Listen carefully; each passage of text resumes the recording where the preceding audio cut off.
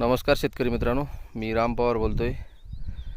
हे आपल्या शेतामध्ये चवाळ लागत होतं, काही भागामध्ये चिपाड म्हणतात। त्यासाठी आम्ही आमच्या शेतामधून हे चोर नाली काढून घेतलेली आहे आणि पाणी धरत नाही आहे। ह्याच्यामध्ये आम्ही आता हे दगड घालत आहे, मध्ये पूर्ण दगड घालून मग वरून एक ताटपत्री टाकून व्यवस्थित हे करून